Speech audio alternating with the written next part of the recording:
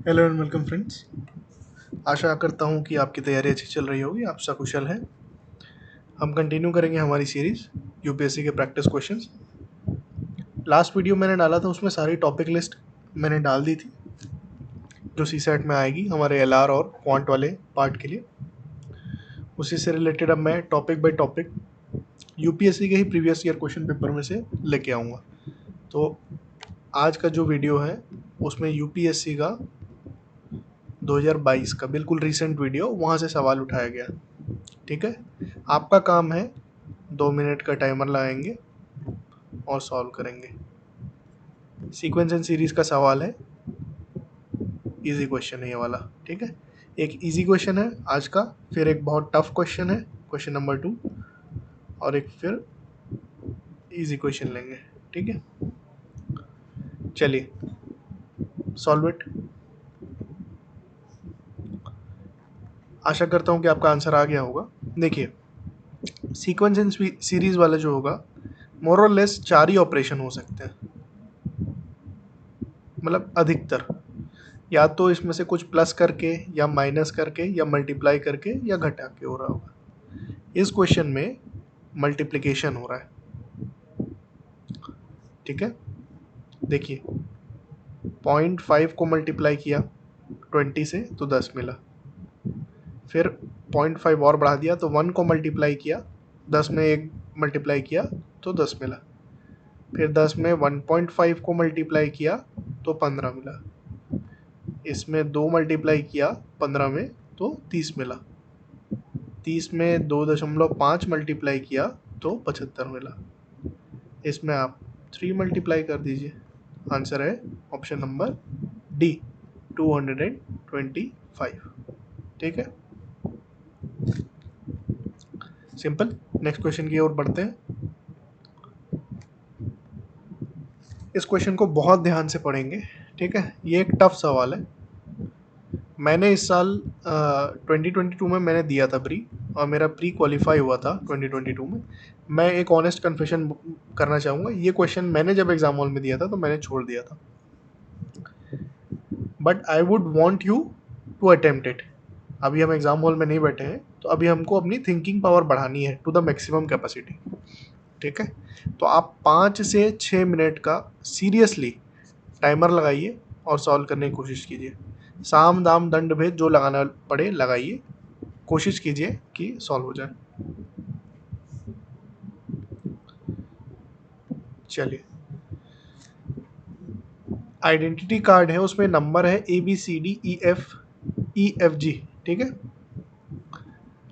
उसी ऑर्डर में ज़रूरी नहीं है कि वो हो, उनमें कुछ कुछ लेटर्स हैं जो ये नंबर, हर एक लेटर जो है, जैसे कि ए एक लेटर है तो वो कोई एक नंबर को डिनोट करता है। कौन से नंबर को डिनोट कर सकता है? इनमें से कोई एक, 1 2 4 5 7 8 9। ठीक है, नंबर जो है वो डिविजिबल है 9 से। ये जो टोटल नंबर हमारा बनेगा वो डिविजिबल है किससे? 9 से। After deleting the first digit from the right, मतलब जैसे ये ABCDEFG है, जी को मैं हटा दूं तो जो बचा ABCDEF तक, after deleting the first digit from the right resulting number is divisible by 6। After deleting 2 digits, ठीक है, number is divisible by 5. After deleting 3 digits, number is divisible by 4. After deleting 4 digits from the right, number is divisible by 3. 5 digits को delete कर देंगे तो number is divisible by, इसको हटा दिया तो जो बचा number A B, that is divisible by 2। तो इसमें which of the following is the possible value of the sum, possible value of sum of the middle 3 digits of the number. ठीक है, मिडिल 3 डिजिट्स कौन सी है? C D और ई। तो क्या बोल रहा है?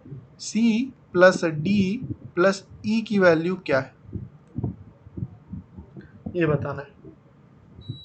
ठीक है, सी डी और ई की समेशन की वैल्यू क्या है ये बताना है। ऑप्शन है 8 9 11 और 12।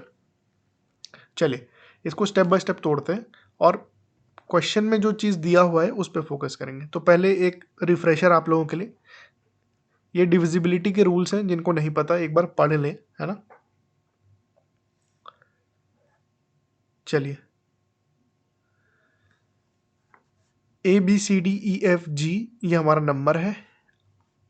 देखिए, अगर 5 को डिलीट कर दिया तो ये जो 2 नंबर हैं ये 2 से डिविजिबल है, ये जो 3 नंबर है वो 3 से डिविजिबल है, ये 4 लेटर्स का ग्रुप जो है वो 4 से डिविजिबल है, ये 5 लेटर्स का ग्रुप है वो 5 से डिविजिबल है, एंड सो ऑन। ठीक है, कौन कौन से नंबर हैं अभी हमें नहीं पता। ठीक है, पहला चीज मैं आपको ऑब्जर्व कराना चाहूंगा, देखिए जो नंबर बी है, लेटर बी है, लेटर डी है और लेटर एफ है, इसमें जो भी नंबर होंगे यहाँ पर, वो देखिए एक एक करके देखते हैं, वो इवन होगा। देखिए बी जो है वो 2 से डिविजिबल है, और 2 से जो भी डिविजिबल होगा उसको इवन होना पड़ेगा। डी वाला जो पार्ट है, जो यहाँ पर डी की पोजीशन में होगा, ए बी सी डी को जब हम कंसीडर करेंगे तो डी वाली पोजीशन में जो भी नंबर होगा, है ना, वो अगर 4 से डिविजिबल है और जो, तो फिर वो 2 से भी डिविजिबल होगा। कोई भी नंबर अगर 4 से डिविजिबल है, जैसे 84, तो ये नंबर 2 से भी डिविजिबल होगा, और जो नंबर 2 से डिविजिबल होगा उसका लास्ट डिजिट इवन ही होगा, तो डी को भी इवन होना पड़ेगा। सिमिलरली एफ के लिए जो नंबर 6 से डिविजिबल है, यानी कि वो 2 से भी डिविजिबल है, 2 से डिविजिबल है और 3 से डिविजिबल है, राइट। तो अगर वो 2 से डिविजिबल है तो उस नंबर को भी इवन होना होगा। और आप 6 का टेबल देख लीजिए, 6, 12, 18, 24 एंड सो ऑन, सारे नंबर जो है वो इवन है, आखिरी में 2 से डिविजिबल एक नंबर आएगा। ठीक है, तो अभी हम क्या समझे, हम सिर्फ इतना समझे अभी तक कि इस पोजीशन पे, इस पोजीशन पे, इस पोजीशन पे जो नंबर होगा वो क्या होगा, वो इवन होंगे। ठीक है, और हमारे पास जो गिवन वैल्यूज हैं जो ये हो सकते हैं वो ये हैं, इनमें 3 ही इवन नंबर्स हैं, 2, 4 और 8। तो इस पोजीशन में 2, 4, 8 में से कोई एक नंबर आएगा, सिमिलरली, है ना। ठीक है, इनमें से कोई एक नंबर होगा। अच्छा, 2, 4, 8 को हटा दें तो हमारे पास क्या बचा, जो बाकी बची पोजीशंस हैं उसमें क्या होगा, ऑड नंबर्स ही होंगे। देखिए इसमें से 2, 4 और 8 को हटा दें तो जो नंबर बचे वो सारे ऑड नंबर्स बचे, इसलिए हम ये इजीली कंक्लूड कर सकते हैं कि ए, सी, ई और जी पे क्या होगा, ऑड नंबर्स होंगे। ठीक है, अब हमको निकालना क्या है, सी प्लस डी प्लस ई की वैल्यू। चलिए ई से शुरू करते हैं। क्वेश्चन में ये बोल रहा है कि A B C D E जो है, ये वाला जो टोटल नंबर बन रहा है ये 5 से डिविजिबल है। कोई भी वैल्यू अगर 5 से डिविजिबल है, इसका मतलब या तो उसके आखिरी डिजिट में 0 होगा या फिर 5 होगा। क्योंकि हमारी गिवन वैल्यूज में 0 कहीं नहीं है, इसलिए ई की वैल्यू 5 होगी। इतना तो हम समझ गए। ठीक है, करेक्ट। अब आगे बढ़ते हैं। अब हम ऑप्शंस की मदद लेंगे। ऑप्शंस की मदद कैसे लेंगे, हमें निकालना है सी प्लस डी प्लस ई। सी प्लस डी प्लस ई की वैल्यू ऑप्शंस के हिसाब से या तो 8 है या 9 है या 11 है या तो 12 है। ठीक है, तो क्या ये मैं बोल सकता हूं कि ई की वैल्यू हमने अभी 5 कैलकुलेट की, तो सी प्लस डी प्लस 5 की वैल्यू या तो 8 है या तो 9 है या तो 11 है या तो 12 है। ठीक है, यानी कि सी प्लस डी की वैल्यू क्या होगी, सी प्लस डी की वैल्यू होगी ऑप्शन -5। ठीक है, 8 में से 5 घटा दूंगा, 9 में से 5 घटा दूंगा, 11 में से 5 घटा दूंगा, में से 5 घटा दूंगा। ठीक है, ऐसा क्यों कर रहे हैं मैं अभी अभी आपको समझ में आ जाएगा। तो ये बनेगा 3, 4, 6 एंड 7। तो यानी C प्लस D की वैल्यू क्या होगी? 3, 4, 6 और 7 में से कोई एक वैल्यू होगी। ठीक है, ओके। इसको थोड़ा क्लियर कर देता हूँ। -5 इक्वल्स टू 3, 4, 6 एंड 7। अच्छा, अब एक चीज ऑब्जर्व करेंगे, हमारे पास नंबर्स कौन कौन से हैं? ABCDEFG तक जो नंबर्स हैं वो 1, 2, 4, 5, 7, 8, 9 है। ये 5 तो E बन गया, ठीक है। तो C और D इनमें से कोई वैल्यू होगी, है ना? C और D की जो वैल्यूज होंगी इनमें से कोई वैल्यूज होंगी। इनमें से कौन सी ऐसी वैल्यू ले लूँ मैं C और D की? यहाँ पर ध्यान दें, यहाँ पर ध्यान दें। कौन सी ऐसी वैल्यूज ले लूँ जिससे कि ऐड करने पे 3 मिल जाए मुझे? तो जाहिर सी बात है 1 and 2 is one possible solution. ठीक है, और कोई सोल्यूशन नहीं है, देखिए इसमें और कोई सोल्यूशन पॉसिबल नहीं है। अच्छा, ऑप्शन नंबर बी क्या बोल रहा है? ऑप्शन नंबर बी में 4 आना चाहिए। तो ऐसा कौन सा वैल्यू ले लूँ? देखिए हमें निकालना है सी, डी और ई की वैल्यू निकालनी है ना, तो इसी के लिए हम सब चीज़ कर रहे हैं। ई की वैल्यू तो पता चल गई, सी और डी की वैल्यू हम ऑप्शन से थोड़ा निकालने की कोशिश कर रहे हैं। अभी हमें पता चल गया है कि कौन से वैल्यूज इवन है, कौन से वैल्यूज ऑड है। बी, डी और एफ हमने निकाला था। बी, डी एंड एफ जो है वो इवन है ना? और ए, सी, ई एंड जी जो बचे ये ऑड थे। ठीक है, अब हमें निकालना है कि सी और डी की वैल्यू क्या है। सी और डी की वैल्यू हमें नहीं पता, तो हम थोड़ा ऑप्शंस की हेल्प ले रहे हैं। 4 क्या इसमें से बन सकता है? इन नंबर्स में से कोई ऐसा है क्या? नहीं, कुछ भी दो लेटर्स को ऐड करोगे तो 4 से बड़ा बन रहा है या छोटा बन रहा है, लेकिन 4 नहीं बन रहा है। ठीक है, 6 के लिए 2 और 4 पॉसिबल है। देखिए 5 का इस्तेमाल नहीं कर सकते, तो 1, 5 किसी के दिमाग में आ रहा होगा, तो दैट इज नॉट पॉसिबल। ठीक है, 7 के लिए भी कोई भी दो नंबर्स को ऐड करके 7 आप बना सकते हैं क्या? कोई भी दो नंबर्स को नहीं। तो ऑप्शन नंबर बी तो हट ही गया भैया, क्योंकि देखिए हम बैक टेस्ट कर रहे हैं, पीछे से टेस्ट कर रहे हैं। ऐसा कोई नंबर ही नहीं मिला जो सी प्लस डी को ऐड करने पे 4 सेटिस्फाई कर रहा हो या 7 को सेटिस्फाई कर रहा हो। ठीक है, तो सी प्लस डी की वैल्यू क्या हो सकती है? या तो 3 हो सकती है या तो 6 हो सकती है। तो सी और डी की वैल्यू क्या हो सकती है? एक दो में से कोई एक या फिर 2, 4 में से कोई एक। अच्छा, अभी यहाँ ध्यान देंगे कि सी जो है वो ऑड है और डी जो है वो इवन है। हाँ, ठीक है, तो ऐसा ऑप्शन नंबर सी भी हट गया, क्योंकि इसमें सी और डी दोनों इवन हो जा रहा था, विच इज़ नॉट पॉसिबल। तो यही एक ऐसा वैल्यू है जो पॉसिबल है। तो यहाँ डिविजिबिलिटी, इस क्वेश्चन को सॉल्व करने के लिए इसका आंसर ऑप्शन नंबर ए है। डिविजिबिलिटी का कोई यूज़ नहीं करना पड़ा, थोड़ा सा हमने ऑब्जर्व किया, पता किया कि कौन से नंबर इवन हो सकते हैं, कौन से ऑड हो सकते हैं। फोकस रखा कि उस चीज़ पे कि हमें निकालना क्या है।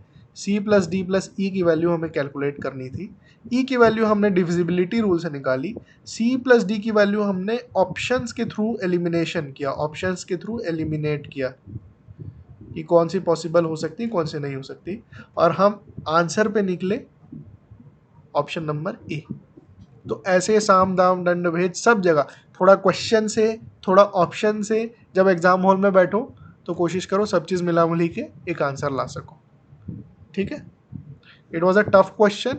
अगर आप एग्जाम हॉल में इस क्वेश्चन को छोड़ सकते हो आराम से, you can leave it, but अभी हमें प्रैक्टिस करना है, क्योंकि हमें अपनी थिंकिंग पावर बढ़ानी है। जितनी ज़्यादा थिंकिंग पावर, जितनी ज़्यादा इमेजिनेशन, जितना आपका प्रैक्टिस, उतने बेटर चांसेस आपके सिलेक्शन के। बहुत सिंपल है। ठीक है, चलिए उस डिफ़िकल्ट सवाल के बाद एक इजी सवाल लेते हैं। डायरेक्शंस का क्वेश्चन है। ठीक है, दो friend X and Y start running and they run for 50 meter in the same direction. ठीक है, चलिए नेक्स्ट स्लाइड में बनाता हूँ साफ सुथरा।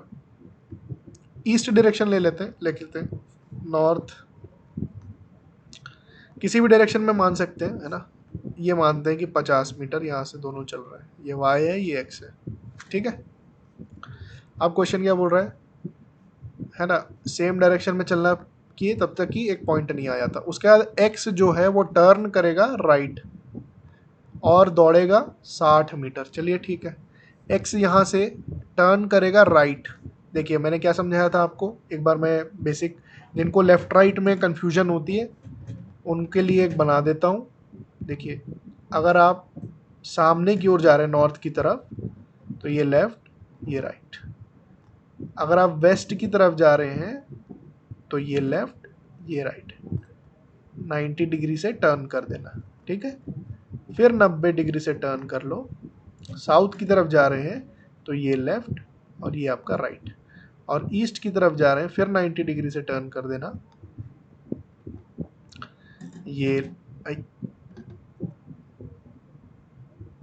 ये लेफ्ट और ये राइट, ठीक है। सिंपल है। अब बाकी जो लोग इमेजिन कर सकते हैं उनके लिए तो कोई दिक्कत नहीं है, ठीक है। चलिए यहां पर पहुंच गया। अब एक्स ने राइट टर्न लिया, राइट टर्न लिया तो देखिए राइट टर्न कहां पे होगा, राइट टर्न इस डायरेक्शन में मूव करेगा। कितना मूव किया, 60 मीटर्स। आगे बढ़ते हैं। Then Y turns left and runs 40 meter, ठीक है। वाई लेफ्ट की तरफ मूव किया, लेफ्ट ईस्ट डायरेक्शन में लेफ्ट ये है, और 40 मीटर चला।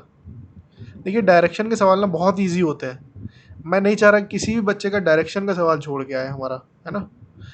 फिर एक्स टर्न करता है लेफ्ट और 50 मीटर चलता है। अच्छा, साउथ की तरफ फेसिंग होगा, अभी देख साउथ को फेस कर रहा है तो उसका लेफ्ट कौन सा है, राइट कौन सा है,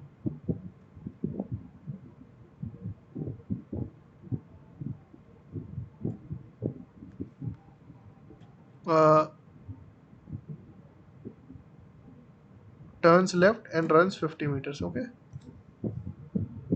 सो यहाँ पे आया, ये इसका लेफ्ट था ये राइट था, राइट मूव किया है तो ये this is left and this is, sorry ये लेफ्ट था ये राइट था, ठीक है। मैं कंफ्यूज हो गया, बताइए, ठीक है। हाँ, इसके बाद एक्स लेफ्ट टर्न करेगा और 50 मीटर जाएगा, ठीक है, 50 मीटर्स गया।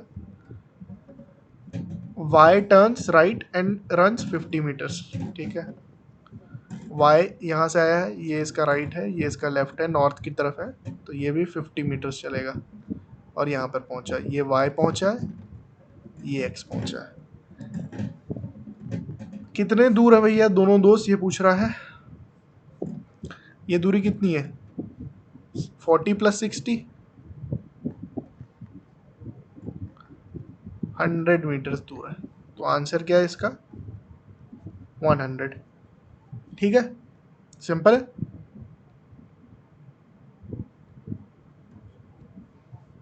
ठीक है, एक बार और क्लियरली बता देता हूँ जस्ट इन केस अगर किसी को कंफ्यूजन हो गया होगा। ये लेफ्ट राइट अगर आप नॉर्थ मूव कर रहे हैं,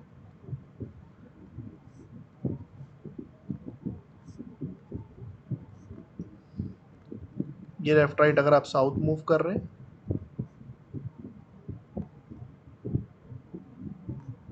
ये आपका left right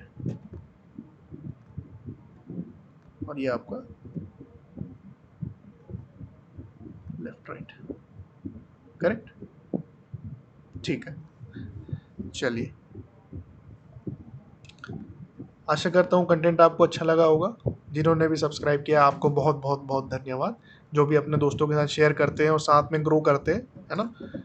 birds in the flock fly together, ठीक है, एक कहावत है इंग्लिश की। तो आप भी ग्रो कीजिए, आपके फ्रेंड्स को भी ग्रो कराइए, मेरे चैनल को भी ग्रो कराइए, है ना। मैं आपका आभारी हूँ, आप अभी तक बने रहे, बहुत बहुत बहुत धन्यवाद, थैंक यू।